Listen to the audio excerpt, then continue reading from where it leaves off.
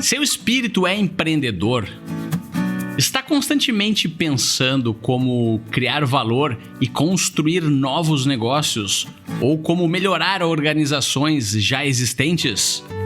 Está tentando a todo momento inovar e encontrar novas maneiras de se fazer negócios para substituir as velhas? É assim que começa esse livro, o Business Model Generation, do Alexander Osterwalder, o famoso livro que deu origem ao canvas do modelo de negócios.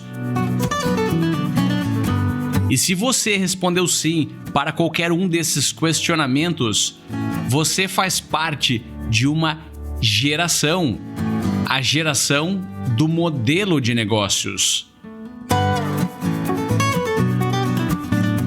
Quer saber mais como essa geração é diferente da geração do plano de negócios?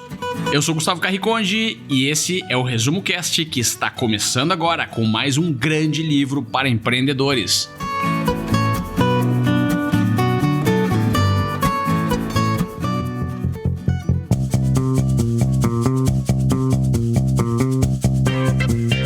Melhores livros de negócios investigados a fundo por quem entende de empreendedorismo. Fique ligado, pois está começando mais um episódio do Resumo Cast com Gustavo Carriconde e Renata Libérica.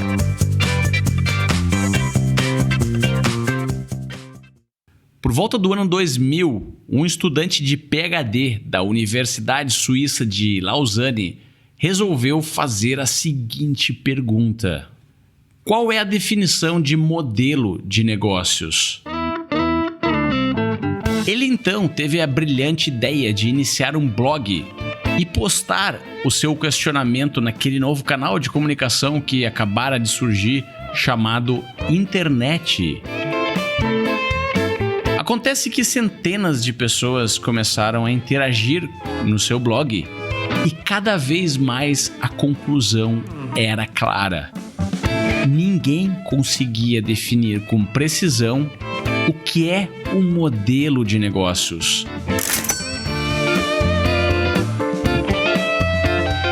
Iniciava-se então um estudo envolvendo centenas de pessoas ao redor do mundo que iria modificar definitivamente a maneira como os seres humanos entendem negócios.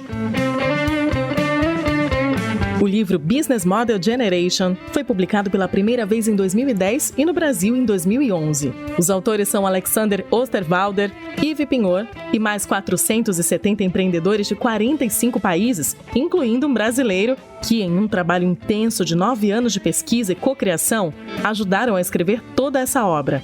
O objetivo do livro é apresentar uma metodologia mais prática e eficaz para a criação de modelos de negócios, com foco na inovação como principal diferencial competitivo. O principal problema que eu acredito que esse livro resolva é simplificar o conceito de modelagem de negócio. Antes dele existiam várias definições, vários processos, metodologias para se trabalhar o conceito de modelagem de negócio, e ele vem com uma abordagem mais simples, mais organizada e baseada em um estudo bastante profundo, de fato, em todo esse conceito, para tentar simplificar o processo de planejamento de qualquer empresa. A ideia foi baseada em alguns pilares, como olhar modelagem de negócios para a empresa, olhando para os processos, olhando para o produto, olhando para a interface com o cliente, para a infraestrutura necessária para dar base para tudo isso e para o modelo financeiro. Esse aí é o Maurílio Alberoni. Ele é empreendedor e trabalha há mais de 12 anos com startups. Hoje o Maurílio ocupa o cargo de Growth Manager da agência Tração Online e ele conhece com profundidade a história desse livro. Tudo se originou no trabalho de doutorado do Alexander Osterwalder, junto com o Yves Pinhot, que é o orientador de doutorado dele e um dos coautores do livro também. Ele concluiu, se não me engano, o doutorado em 2004 e, a partir daí, não abandonou essa linha de pesquisa. Ela se desenvolveu puxando esses outros coautores no mundo inteiro para fazer testes desse conceito de modelagem de negócios que eles desenvolveram. Foi foi onde eu tive a oportunidade de ter o contato até com a metodologia, antes mesmo de existir a ferramenta Business Model Canvas. Um dos coautores ao redor do mundo era brasileiro, a gente tem um único brasileiro na listagem de 460 e poucos, e ele era professor convidado, ele é professor da UFRJ hoje, e ele era professor convidado na Universidade Federal Fluminense, onde eu estudava. Estava ali entre terceiro e quarto período da faculdade e puxei uma disciplina optativa de empreendedorismo. E nela ele aplicou todo o processo, toda a proposta do Osterwalder, que já tinha o conceito dos 9, vamos chamar de blocos, mas não eram blocos ainda na época, eram 9 fichas, basicamente, 9 linhas temáticas, e a partir dali a gente foi trabalhando essas linhas temáticas e ao longo da disciplina, e isso foi feito no mundo inteiro. Foram feitos centenas, talvez milhares de testes, aplicações em diversos perfis de turmas, sejam empresários, sejam estudantes,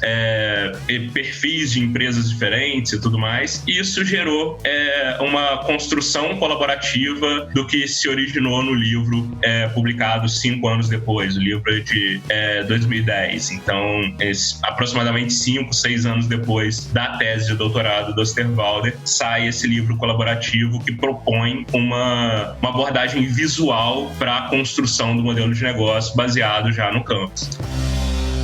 Um designer tem como metodologia fazer inúmeros questionamentos sobre qual o melhor formato possível para executar um trabalho. Testar o inexplorado, criar o novo. Essa é a mentalidade que os empreendedores devem adquirir. Não basta apenas entender melhor os designers. É preciso que as pessoas de negócio se tornem designers. Isso exige a capacidade de imaginar aquilo que não existe. As ferramentas e a atitude da profissão de um design são requisitos para o sucesso na geração de modelos de negócios inovadores. Para a criação de um negócio sustentável, diversos fatores devem ser levados em consideração, como estratégia, mercado e tecnologia. O grande diferencial para uma organização é desenhar cada bloco do Canvas a partir da perspectiva do cliente, ou seja, de quem realmente quer pagar pela solução da dor que você identificou. Dentro da lógica do livro, a proposta de consolidar esses assuntos relacionados à modelagem de negócio, modelo de negócio e tudo mais, foi seguido o conceito de um tripé. Ele basicamente define modelo de negócios como a lógica com que uma empresa constrói, entrega e captura valor. Então a gente está falando de o que a empresa constrói de benefícios para aquele seu cliente, para aquele seu usuário. Como que ela entrega isso? Aí a entrega normalmente é o produto ou o serviço que a empresa oferece, como ela leva essa proposta de valor que ela está construindo de fato ao seu cliente e como ela captura valor, como ela é remunerada por toda essa oferta que ela está entregando. Então, pensando no tripé, construção, entrega e captura de valor. E tudo o que está nos 9 blocos do quadro do modelo de negócios parte desses 3 pilares, são desdobramentos desses 3 pilares que levam um nível de detalhamento um pouco mais profundo em cada um desses temas. E a lógica visual é o objetivo de trazer para aquilo que às vezes é maçante, é complexo, é feito de uma forma única, que aí é uma característica muito interessante também do trabalho com Canvas, que é para ser um trabalho iterativo, se trabalhar iterações de atualizações. Ele não é um trabalho definitivo em momento algum. É um trabalho que a gente vai fazê-lo em camadas. E a gente pode explicar um pouco essas camadas depois, esses ciclos iterativos, mas isso facilita muito. Essa lógica visual de trabalho colaborativo, de trabalho iterativo, traz alguns conceitos de dinâmica no processo que facilita muito mais do que se trabalhar de uma forma textual, talvez mais pesada, mais dura, mais difícil de ser atualizada depois, como é um plano de negócio, por exemplo.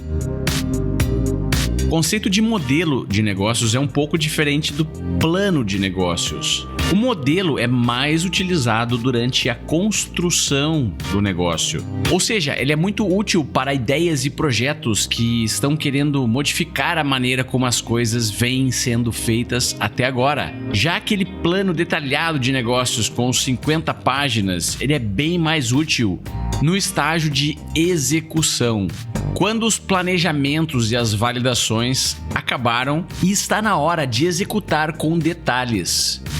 Essa é uma das diferenças, então, do modelo e do plano de negócios. E esse livro apresenta o conceito de modelo de negócios através de uma ferramenta que está se tornando cada vez mais popular e provavelmente você já viu por algum lugar aí, que é o Canvas do modelo de negócios. O livro, ele se propõe a construção de um modelo de negócios a partir de uma ferramenta, que é o Canvas. E Canvas significa tela, significa como uma tela de um pintor, é um quadro em branco com algumas orientações básicas, mas que a partir dele você vai construir toda essa lógica que a gente falou do tripé, de construção, entrega e captura de valor.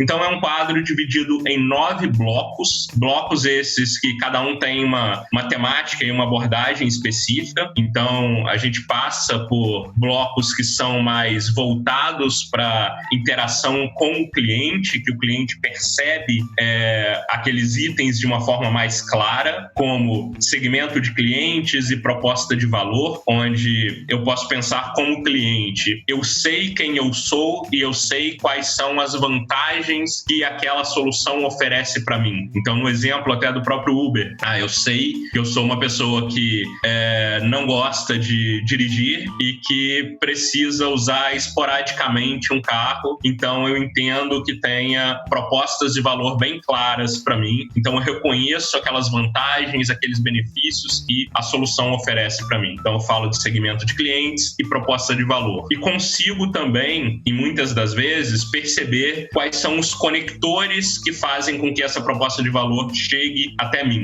E esses conectores são os canais. Aí os canais a gente pode falar de meios mesmo, físicos ou virtuais. A gente está falando de aplicativo, a gente está falando de site, telefone, e-mail, carta, se for o caso, panfletagem na rua é um canal para vários segmentos de clientes. Então, canal é, na verdade, o meio com o qual eu estou utilizando para ou entregar minha proposta de valor ao cliente ou para comunicar de alguma forma aquela minha proposta de valor.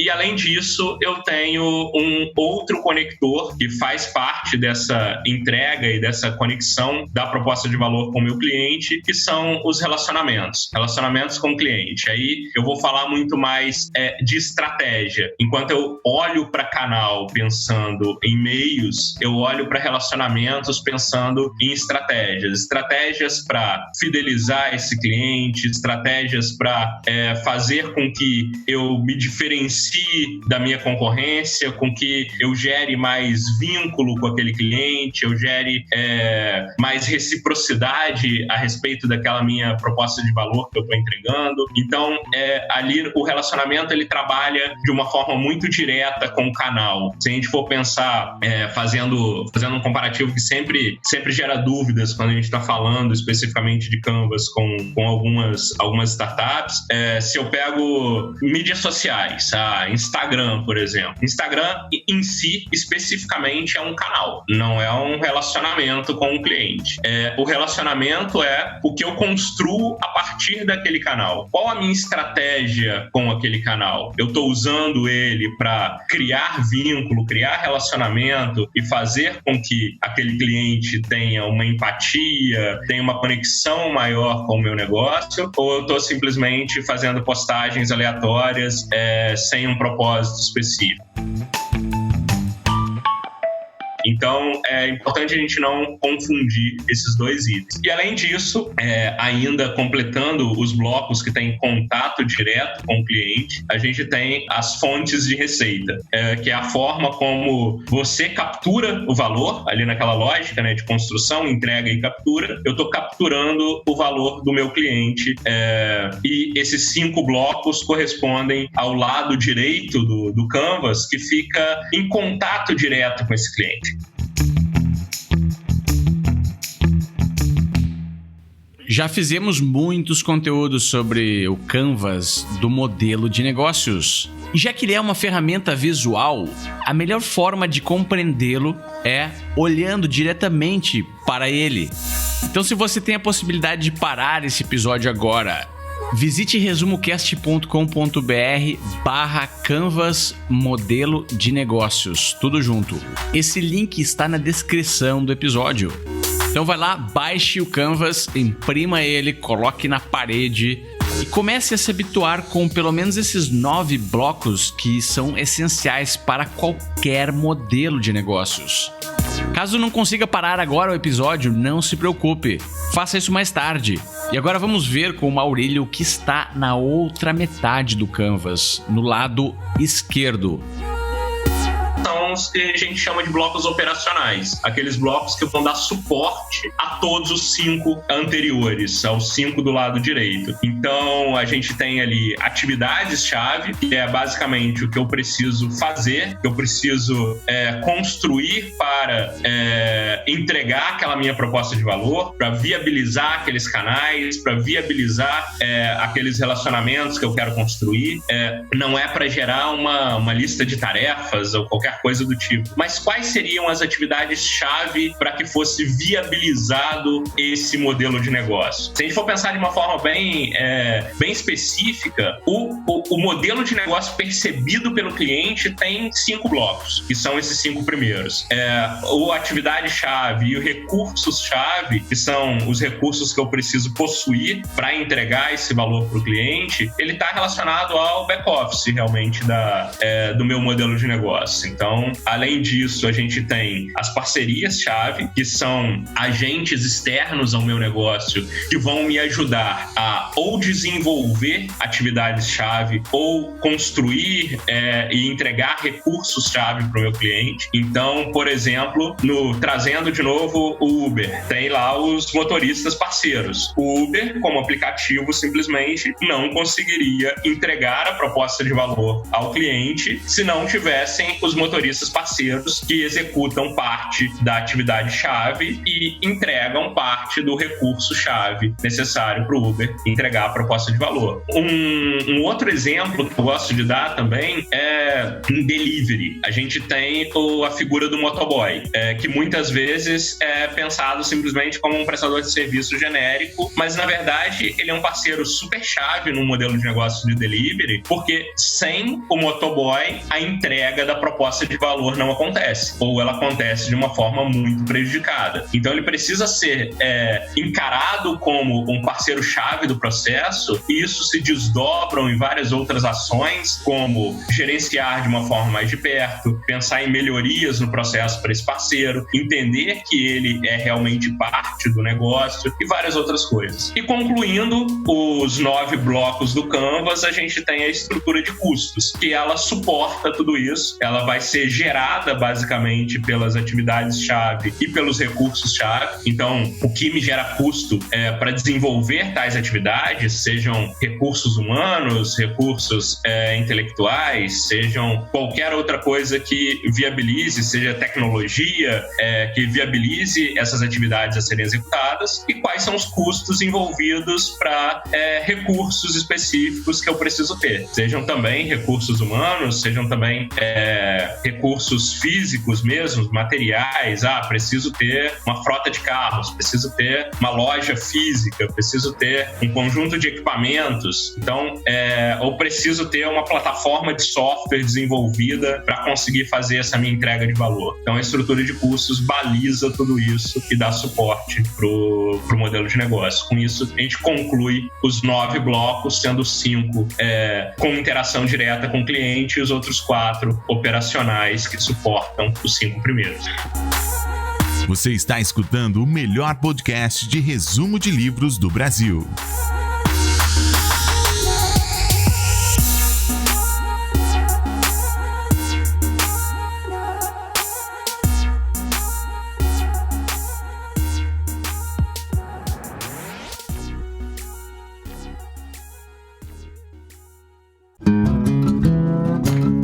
Vamos ver alguns trechos do livro nas palavras dos autores. Assim como ocorreu com a qualidade nos anos de 1980, os processos nos anos de 1990 e a estratégia na década seguinte, inovação é a palavra-chave no mundo da gestão nos tempos atuais. Mas inovar não é simples. O que temos aprendido é que a inovação requer algumas pré-condições, muitas vezes caras às empresas, como confiança, diversidade, tempo disponível, troca de ideias e certo grau de informalidade. A inovação pela cocriação de valor na gestão e em modelos de negócios vão desempenhar um papel fundamental nas empresas. A essas formas denominamos as novas fronteiras da inovação. Lidar com as novas fronteiras da inovação é provocativo e inspirador. Se por um lado nos sentimos sem orientação sobre como agir nesse cenário, por outro, temos à nossa frente um quadro em branco a ser preenchido. A proporção e a velocidade com a qual modelos de negócios inovadores estão transformando a indústria agora são sem precedentes. Para empreendedores, executivos, consultores e acadêmicos, esse é o momento certo para tentar compreender o impacto dessa extraordinária evolução e lidar metodicamente com os seus desafios.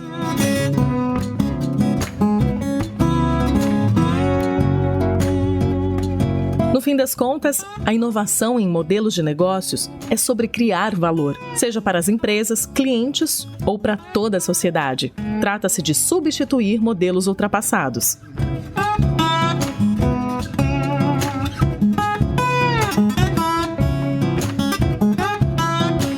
A aplicação do Canvas não está de modo algum limitada a corporações que visam lucro.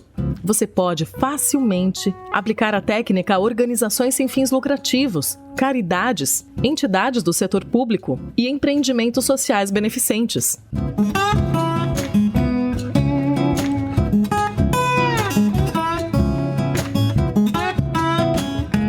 Este não é um livro de estratégia ou gerenciamento qualquer. Foi projetado para transmitir a essência do que você precisa saber em um formato rápido, simples e visual.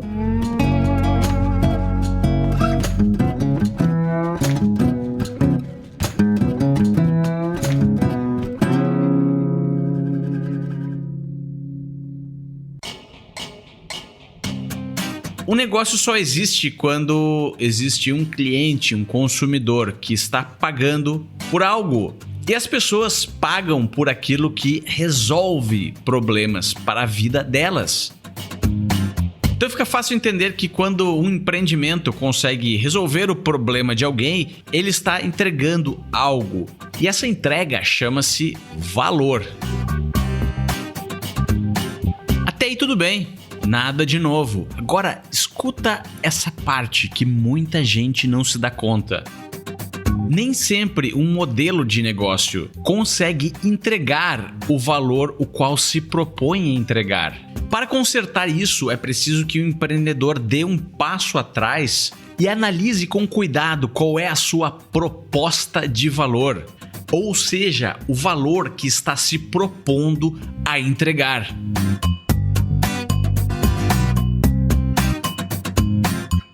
Dá pra gente separar aí a proposta de valor nas duas palavras. Proposta, então, é algo que eu tô me propondo a entregar para aquele cliente. Então, a gente tem que ter uma visão bem clara até a respeito sobre isso, que em alguns momentos o que eu tô propondo de valor é diferente do valor percebido por aquele cliente. Então, a proposta de valor em si é aquilo que eu tô propondo, eu como empresa, como organização, como produto, tô propondo de vantagem vantagens, de benefícios, de soluções para aquele meu cliente, para aquele meu usuário. Aqui eu não estou falando de produto ou serviço em si. Aqui eu estou falando de vantagens e benefícios de fato, solução de dores, solução de problemas, aquilo que eu vou resolver. A proposta de valor é isso também, é pensar que qualquer empresa, qualquer produto, qualquer serviço, tudo que a gente for desenhar um modelo de negócio, ele precisa propor alguma vantagem, algum benefício, alguma solução para aquele usuário no final. Então, o Uber, ele entrega conveniência, ele entrega facilidade, ele entrega mobilidade, ele entrega... Isso pensando no usuário final, na gente que está lá pegando o aplicativo para buscar um carro para se locomover. Então, ele está comparado até, a gente pode fazer comparações na construção da proposta de valor, comparado nas opções anteriores, que táxis, principalmente, ele traz muita conveniência, ele traz, em vários momentos, segurança, por você está buscando um profissional que é credenciado na plataforma, minimamente você sabe quem é ou acredita que a empresa tenha feito um check disso. Então, além da conveniência, ele está te entregando segurança, ele está te entregando praticidade por você conseguir um carro em poucos minutos, em qualquer local, ele está te entregando facilidade de mobilidade para você não se preocupar em estar usando o seu próprio carro e ter dificuldade de estacionar no centro da cidade, ele está te entregando praticidade para fazer o pagamento. Muitas vezes você não tem dinheiro e um táxi precisaria o cara ter o dinheiro em papel para pagar, ali você já debita no seu cartão de crédito automaticamente, então você não precisa se preocupar com tudo isso. Então, ele entrega um conjunto de propostas de valor que é importante também a gente pensar que, com certeza, muitas delas não foram planejadas inicialmente. Normalmente, uma empresa começa com algumas propostas de valor mais simples e que são as que motivam a construção daquele negócio, e à medida com que a interação com o cliente aumenta e você vai evoluindo aquele produto, aquela solução, você vai definindo mais propostas de valor ou vai aprendendo com aquele cliente quais são as propostas de valor que de fato trazem benefício para ele. Aí você vai ou não, no caso, agregando isso ao seu produto, à sua solução.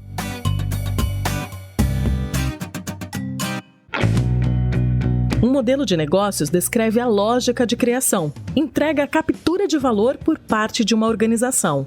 Antes de começar o seu próprio negócio, é fundamental que você entenda se realmente existe mercado para aquela dor que você está disposto a resolver. O quadro Canvas é composto de 4 etapas básicas. Etapa 1, o quê? O que eu vou fazer?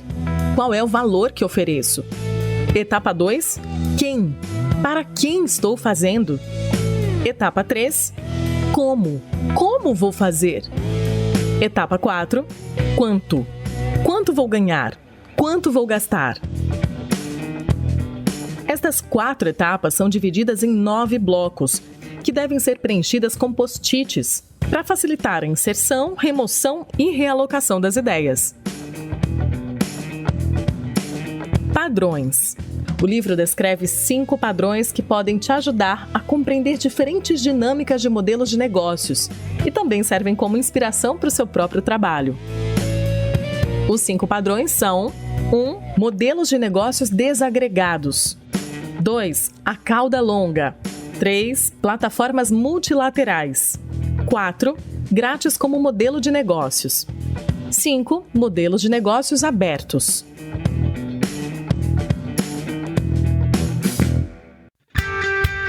Algumas empresas, elas não possuem um único modelo de negócio.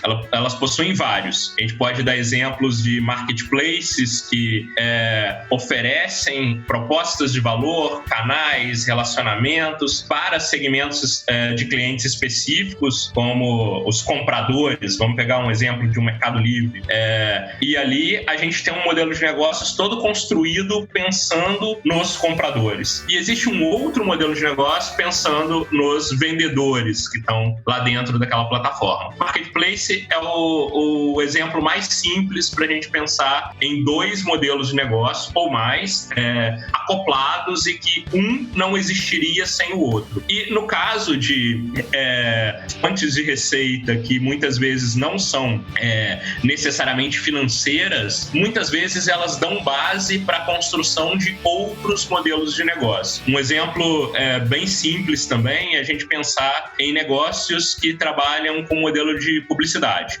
Vendem publicidade online, offline ou qualquer coisa assim. Vamos dar um exemplo de um podcast genérico que se mantém a partir de anúncios. Então, ele tem um modelo de negócios voltado para os seus ouvintes, para os seus assinantes, que entrega uma proposta de valor voltada a conhecimento, a entretenimento, a atualização, informação ou qualquer outra que esteja voltada à entrega daquele conteúdo para o segmento de clientes de ouvintes, sendo que esses ouvintes não pagam para ouvir aquele conteúdo. Então, a remuneração, entre aspas, oferecida por esses ouvintes é a sua própria audiência. Então, gera um ativo para aquela empresa de podcasts que ela vai usar esse ativo para oferecê-lo como proposta de valor para outro segmento de clientes. Então, a gente tem aí dois triângulos conectados. O que é fonte de receita em um modelo de negócio torna-se proposta de valor, torna-se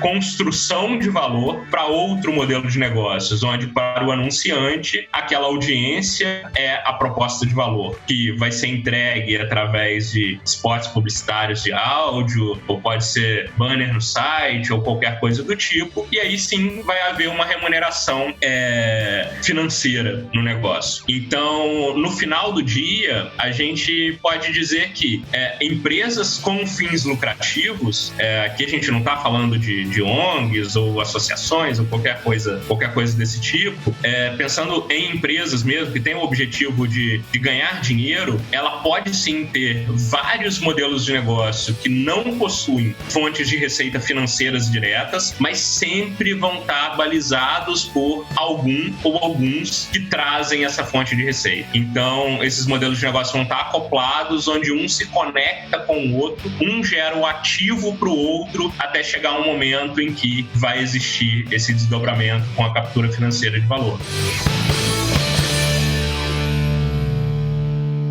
Tá, mas como é que faz para usar a ferramenta do Canvas na prática do dia a dia? Eu acho que a primeira dica de todas é você não pensar no Canvas como algo definitivo. A gente tem que pensar nele como algo sempre em construção. Se a gente for pegar qualquer template do Canvas, vai ter lá em cima um quadrinho de versão ou qualquer outro nome, ou iteração, alguma coisa relacionada, para a gente estar pensando nele como algo realmente em constante evolução. Isso linka diretamente com o uso de post-its para que a gente não escreva e não desconstrua ou destrua aquele quadro que a gente possui escrevendo diretamente nele. Então, post-it traz um conceito muito, muito interessante de ser algo etéreo, de ser algo que eu tiro quando não faz mais sentido, que eu reescrevo para ficar mais claro, que eu escrevo você escreve outro e a gente complementa as nossas ideias e as nossas opiniões, e que eu não tenho aquela necessidade de construir algo que seja a versão final. Então, o uso do Canvas colado na parede de forma física é bastante interessante. A gente tem várias ferramentas para usá-lo de forma virtual também. Cada vez mais a gente tem empresas com times remotos e acaba tudo tendo que ser adaptado a isso. Mas se a gente for pensar num conceito mais clássico, é interessante ter o Canvas impresso em uma folha bem grande, colado na parede do seu escritório, com post-its escrevendo cada um dos blocos e sendo revisitado com bastante frequência. Aí a gente costuma usar como dicas que essa revisita ao Canvas, ela precisa ser tão frequente quanto a imaturidade do seu modelo de negócio. Então, se você está começando um projeto, uma startup, uma empresa, um produto, é importante estar sempre revisitando, porque vai várias hipóteses vão ser invalidadas a todo momento. Então, aquele modelo de negócio vai mudar a todo momento. Então, os ciclos de revisita precisam ser muito constantes. A gente precisa,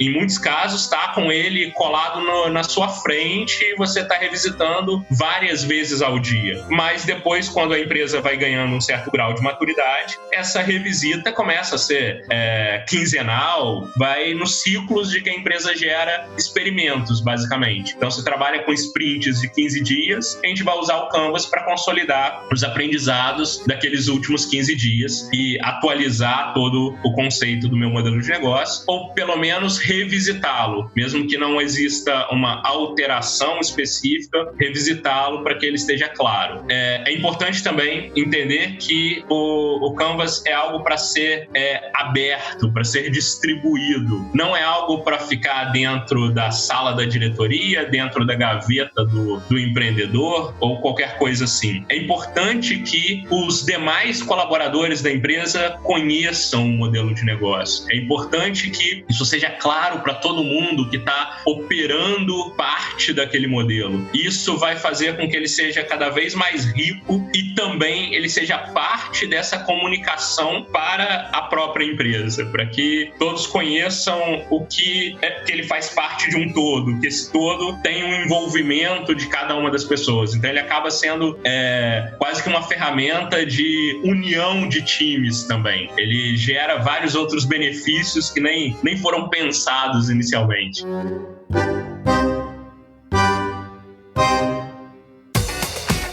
Claramente houve uma adoção massiva do Canvas, não só por startups, mas para qualquer tipo de empreendimento. Todo mundo está fazendo hoje o seu Canvas, todo mundo sabe que precisa fazer um Canvas. Mas qual é a explicação, qual é o motivo pelo qual essa ferramenta se tornou tão popular? Acredito que essa construção colaborativa trouxe visões muito complementares e visões que trabalharam muito para simplificar o processo. Esse é um ponto também super importante da gente pensar. O porquê da adesão tão massiva do Canvas nos últimos anos. É porque ele é simples, porque ele é fácil de ser trabalhado. A gente pode fazer um paralelo específico por que o Canvas se tornou tão adotado por startups.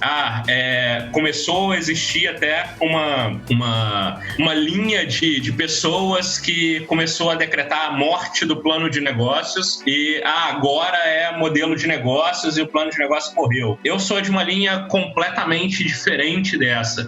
Eu acredito que são coisas diferentes, coisas complementares, cada uma para um momento específico. E eu gosto de usar um exemplo que eu acho que fica bem didático, é a gente pensar o Canvas como a planta de uma casa. Se eu quero construir uma casa e eu tô pensando nisso agora, acabei de conceber a minha ideia, eu quero uma casa de 4 quartos, 3 banheiros, uma varanda, tal, e eu pego uma folha de papel, pego um Canvas em branco e quero rascunhar essas minhas ideias, colocá-las no papel para entender ali com a posição do terreno que eu tenho, para entender como que seria a posição de cada um dos quartos, tal. Faço aquele rascunho à mão livre, a caneta, sem muita preocupação, sem nem uso de régua. Eu posso fazer um paralelo muito direto na construção do meu modelo de negócio. Se eu estou com uma ideia inicial de um negócio, de uma empresa, o Canvas que eu vou construir é muito simples, ele é muito básico, ele é muito pouco detalhado e praticamente nada validado, assim como a planta que eu comecei a rascunhar. Mas à medida que eu vou estudando mais, que eu vou validando hipóteses, que eu vou conversando com outras pessoas, que eu vou entendendo mais sobre cada um daqueles itens, eu vou me aprofundando no modelo de negócio, vou substituindo post-its, vou removendo itens, vou adicionando outros itens, vou criando novas versões do meu Canvas e também, no paralelo com a planta da casa, eu começo a criar uma planta cada vez mais detalhada, tendo dimensões melhores de cômodos, tendo fazendo detalhamentos um pouco maiores, até chegar numa planta desenhada por um arquiteto profissional que vai ter todos aquelas características técnicas que uma planta precisa ter, e um modelo de negócios validado, maduro e bem desenhado. E isso não acontece do dia para a noite, não acontece numa dinâmica de um workshop, por exemplo, é algo que requer um processo de validação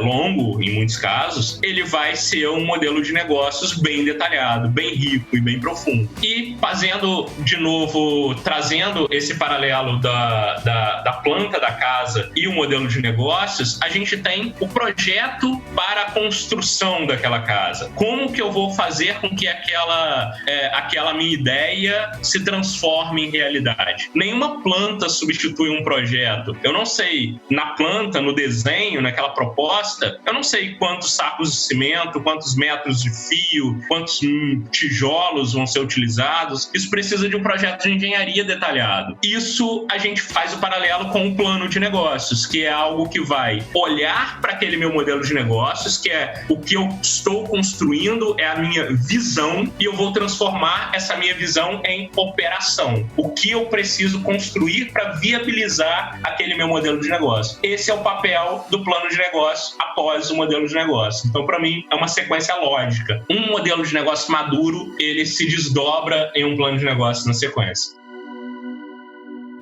Todo o negócio tem um modelo, seja ele um bom modelo ou um mau modelo. Um modelo funcional ou um modelo disfuncional. A ferramenta Canvas, ela traz visibilidade a algo que já existe e que muitas vezes não está visível para os gestores do negócio. Mas agora vamos falar sobre alguns erros cometidos por empreendedores ao utilizarem o Canvas. Uma lógica interessante da gente pensar também é que o Canvas, a linguagem dele costuma ser muito particular de quem o escreveu. Então, outra pessoa ler o seu Canvas de uma forma isolada, você enviar o Canvas para alguém, normalmente ele vai gerar mais dúvidas do que respostas para quem está lendo. Ele pode ser muito bem apresentado por você, mas enviado simplesmente é bem complexo. Ele tem como objetivo ser algo que entregue muito valor para quem está construindo ele e não necessariamente para quem está lendo ele. Então, isso é um ponto importante. Entenda o Canvas como uma ferramenta de trabalho, como uma ferramenta que você precisa se apropriar dela. Outro ponto é reforçando a parte de trabalhar sempre atualizações constantes, não deixar o Canvas virar um documento de gaveta. Já vi em muitos casos acontecer e que me deixa um pouco irritado até quando a gente chega para dar um treinamento que vai às vezes trabalhar o conceito de modelagem de negócios, o cara chega e fala: eu já tenho meu Canvas. Tá, cara, ok, você já fez o seu Canvas em algum momento. O quanto ele está atualizado, o quanto ele está validado, há quanto tempo você fez? Normalmente as respostas são: eu já fiz há 2 anos e já está guardado lá, nem sei onde está, ou qualquer coisa nessa linha.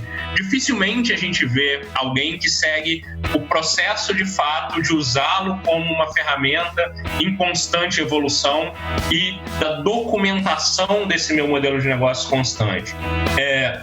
O eu já fiz um Canvas não é resposta para nada. O eu fiz ali em um momento, abandonei, joguei fora, ele não está trazendo aprendizado constante para o negócio. Então essa é a pior resposta possível que alguém pode dar a respeito de construção do Canvas. Eu já fiz no passado. Não, ele tem que ser sempre contínuo. Estou sempre fazendo, estou sempre atualizando. Eu tenho um ciclo de atualizações e essas atualizações que fazem com que ele gere valor para mim, para minha empresa e para o conhecimento que eu tenho a respeito do meu negócio.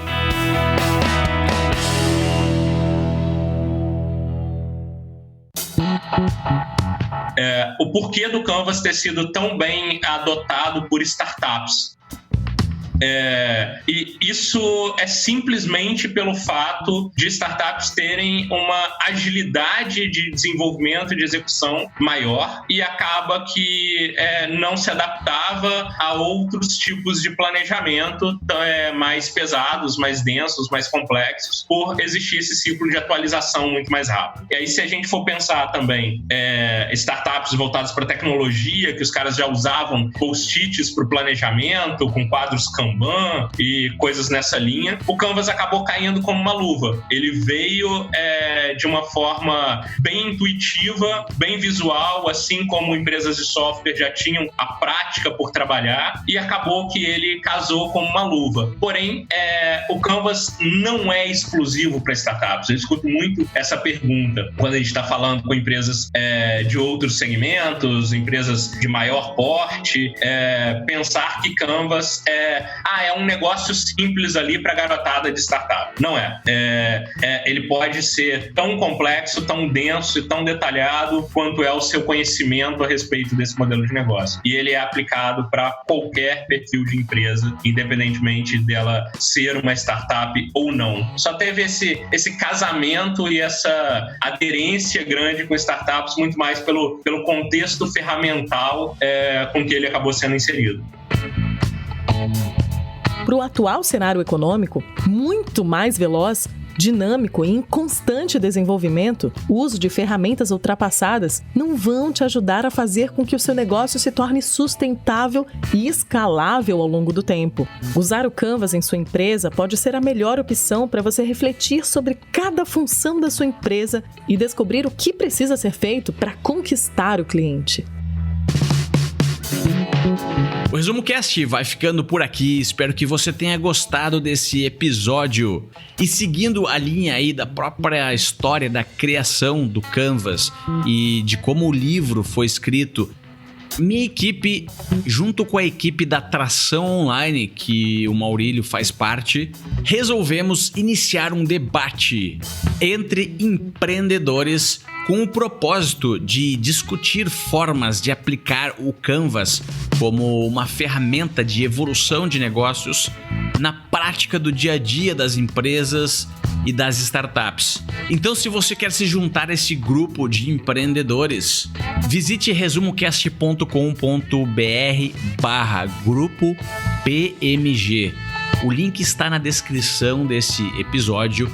E lá você vai saber como ingressar nesse grupo que tem como objetivo e como propósito debater e co-criar ferramentas que facilitem e incentivem a inovação para que possamos reinventar a forma como fazemos negócios. Você pode saber mais sobre a Tração Online no site tração.online, Tracaus, tem o Cedilha e o Tio.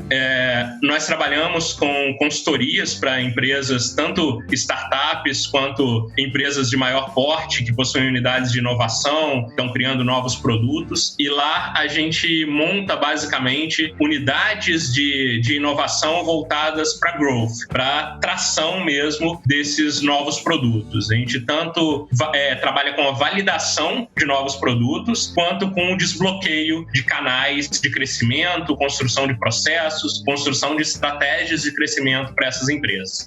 Além disso, a gente ministra workshops, nós temos cursos online que acabam atendendo empresas nos vários momentos de vida dela, com conteúdos, conceitos, processos, metodologias voltadas sempre para o crescimento. A gente trabalha com foco muito grande em desbloquear crescimento de empresas, de produtos, e fazer com que elas consigam desenhar um modelo de negócio que seja de fato repetível, escalável e sustentável em longo prazo. E você pode me encontrar também no LinkedIn, Maurílio Alberoni. Então lá você pode entrar em contato comigo, e pelo e-mail maurilio@tração.online também. Toda semana um novo episódio, gratuito e feito por quem entende de resumo de livros de negócios.